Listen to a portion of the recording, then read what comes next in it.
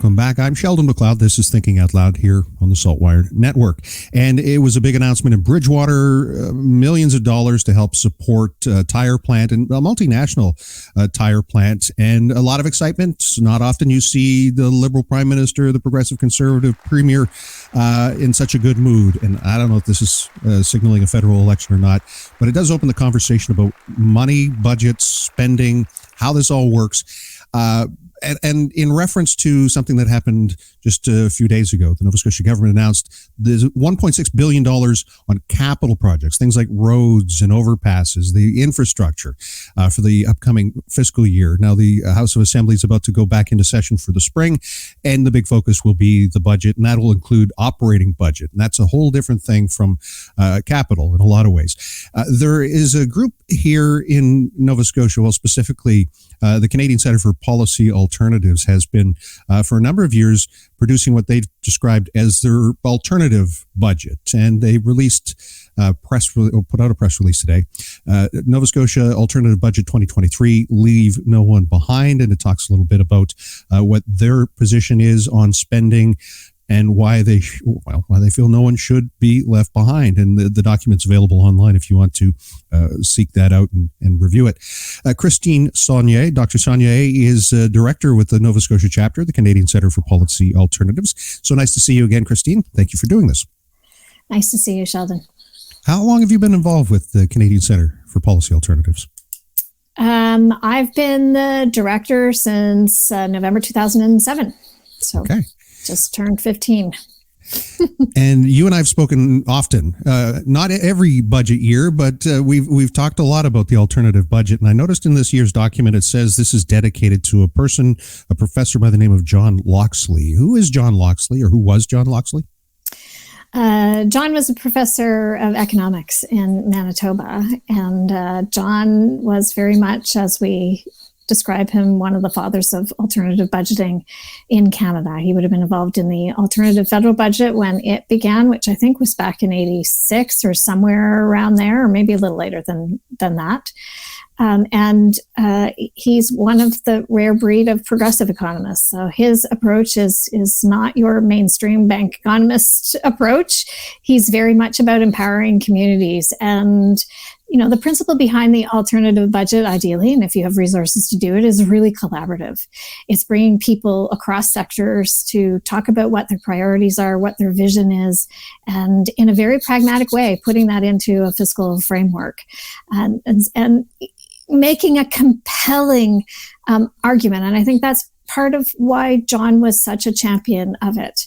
He really was always trying to think about, what's different ways that we can provide evidence for the approach that we take, which is really how can a budget achieve justice? How can we build social and economic justice and ensure that we are also environmentally sustainable and put that lens on the budget? And so we hadn't actually done an alternative budget since John passed away, and wanted to thank him. When we hear politicians talk about budgets and line items and departmental spending and the accountability that goes along with that, there's often this narrative about GDP versus debt. And I know that's a big part of this budget. As you say, this is about setting the stage in a different way, or presenting the information in a way that gives an alternative to what government might suggest. So tell me a little bit about why that graph showing the GDP, debt to GDP ratio going down helps make this case about not leaving anyone behind. Absolutely. I mean, part of what we focus on is what is the actual fiscal strength of Nova Scotia and its economic strength? Because I think there's a misconception that somehow this government can't address the issues facing us because somehow we don't have the fiscal capacity because we don't want to add to the debt, and that's a really bad thing. If we do that, what road does that send us down? We argue that we do need to focus on debt to GDP because that is really the only measurement in a sense. You don't look at the raw number of the debt, you look at what is manageable. That tells us what's manageable in terms of our economy. And that's really the most important perspective. If we think about what's manageable, so that debt to GDP isn't going up exponentially and is at a rate that there's not real consensus about, but is much, much higher than where we are at. That would mean that we should be concerned about where the debt is. So it's not like how much debt is there per individual in Nova Scotia. It's what do we need to do to address the needs in front of us? Because if we don't, that will pay that cost down the road too. Not just, what's this debt and is it settling and what does that do to this generation? We take a much broader view of understanding the impact that a budget has on current well-being and future well-being, and really a much broader view of return on investment and impact of those budgetary decisions. We saw real-world examples of government intervention or help through the pandemic federally and some provincial help. And I know that helped with the Child Poverty Index. It helped in a lot of ways in community and society. Did you build on any of that for this alternative budget, or did you take a different approach to doing this document? No, we absolutely build on that because that's the evidence. So if the evidence is that we need to tackle poverty because not only does it cost us to not do so, and we've done that costing, but that it's obviously the right thing to do. And so we do that in this budget. We have proposals that would bring the income supports available to people on income assistance up to the poverty line by 3 years. So starting this year, next year, and by the third year, everybody is above or at least to the poverty line. And that means not just increasing income assistance, which is important, but increasing the Nova Scotia Affordable Living Tax Credit, the Nova Scotia Child Benefit, the mechanisms that are available to our government to actually follow the evidence. And that is what the alternative budget does. So it does follow the evidence, and the evidence tells us that we need to address poverty. We need to ensure that every Nova Scotian has the possibility to reach their full potential. We talk about the labor market and we talk about jobs. We talk about it as if it's over here and poverty's on the other side, but actually those are connected.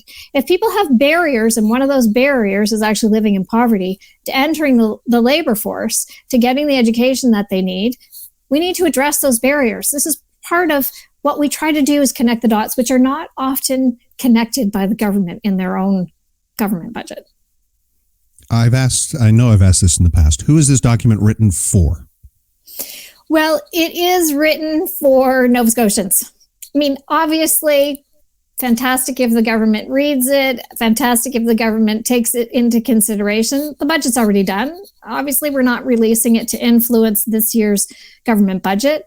But again, the core principles of what we would have published all year in the past 2 years, whether that's our housing report, our living wage report, our child poverty report, all those core principles and recommendations do feature as part of the alternative budget.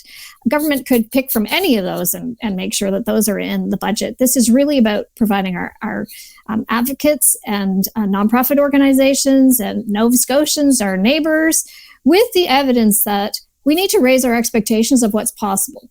So if this is not for politicians and this is for Nova Scotians, how do you cut through the spin and the partisan politics and all of that to help people see the evidence that you're presenting, Christine? So the way that we present our alternative vision is to really talk about what the impact is for Nova Scotians. And I think that's one of the things that our government doesn't do well.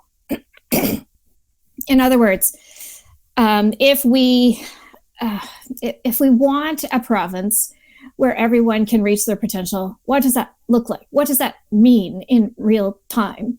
It means we need to be really shifting our vision of what the economy is. Having so many people at low wages in our province actually impacts us all. If we were to do what we say, which is implement a commission on decent jobs and fair wages, that would have an impact for almost everybody. It would be about moving the needle on labor standards, thinking about how do we create working conditions where people can have work-life balance. Nova Scotia has the longest work week in the country at 48 hours before overtime kicks in for those who are not under contract or under collective agreements. What is that about? That's something that totally favors our employers. When we make a proposal, we explain what the reasoning is behind it and the evidence. And depending on who you are in our province, so are you a woman? Are you African Nova Scotian? Are you Indigenous? Do you have children? We talk about what the impact of our decisions would be on different people depending on where you are in the province, and try to really shine a light on what an impact it is if we actually invest in people. So we do things like provide free tuition for Nova Scotia Community College. Why do we do that? Because it's in our communities. And what the evidence tells us is that if we can provide higher education in people's communities, the chances of them staying in that community and actually getting a good job are really good. If people leave those communities because they have to go off somewhere else to get training and education, there is a good chance that they won't come back. So part of what we want is a revitalized rural Nova Scotia. How do we do that? We follow the evidence that tells us what it takes to build those rural communities and try to show what that would look like.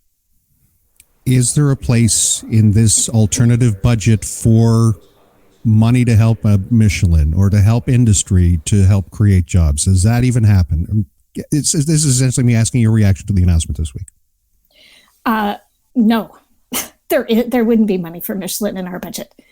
There wouldn't be the kind of corporate subsidies that we've been seeing, whether that's via direct corporate subsidy or via having low taxes and keeping taxes low for corporations. That's not the best use of our funding. I could say a lot about Michelin, but what I'll say is what we need to do is think about not just growing the economy for growing the economy's sake, not just creating jobs for creating jobs' sake. What kind of jobs are we creating? And are we creating jobs that are going to move our economy forward in a diversified way? Are those jobs going to be jobs that provide decent income? And can we support alternative ways forward that allow workers more say? So unionization is one way that workers get a say. Ensuring that unionization is something that is easier to do in this province is something that we would recommend. In terms of a budget, it's actually supporting things like cooperative businesses. Businesses where workers actually own and have a stake in the business is something we should be supporting. The role of government should be supporting not mainstream corporations. Michelin wants to ensure that they can supply to electric cars, I think was what the announcement was yesterday. They're a for-profit company. They're going to profit off of that. They have a business model. They need to invest. And what we have seen is that businesses have not been investing. We were told that if we cut corporate taxes, businesses would really appreciate that. They would invest in their workforce. They would invest in training. They would invest in technology. And they did none of that. They sat on their profits and didn't actually follow through with essentially us losing out on revenue, which would actually build the infrastructure that they also need. And I think we need to be really thinking through what is the role of government here. That is not the role of government. It's not to provide a profit subsidy to big corporations like Michelin. One of the reasons that Michelin is in Nova Scotia, let's be clear, is because France's labor standards are much higher than ours. And here they are in a province that has some of the weakest labor standards in Canada, and that's attractive to them. That shouldn't be how we make decisions about the future of our province, basically on the backs of our workers. And that's not to say that people who are working at Michelin aren't making a decent income. They do. But this is a company that has also made it very, very hard to unionize those plants, where in France they are. So I think, for governments to justify investing the amount of money that was announced yesterday, it has to really push back on a lot of what we've been seeing, which is the same old. And to go back to what I was saying, it's all in the spinner perspective. When you're in opposition, it's corporate welfare. And when you're in government, it's economic development. I wanted to just give you the last word. Is there anything that, Christine, Saulnier, we have not touched on that people should know if they're going to search out this document, look for it, and perhaps read it? The alternative budget is really about ensuring Nova Scotians that we actually have the capacity as a province to address the problems before us. And I think I see so many Nova Scotians who have lowered their expectations of what to expect from government, of what to expect from our public services, including our healthcare system, that it's time for us to really raise those expectations and take a hard look at what is actually possible. And I think our alternative budget provides a really pragmatic view of a different vision of the province. Director of the Nova Scotia Chapter of the Canadian Centre for Policy Alternatives, Dr. Christine Saulnier, thank you again for your time. Thank you, Sheldon.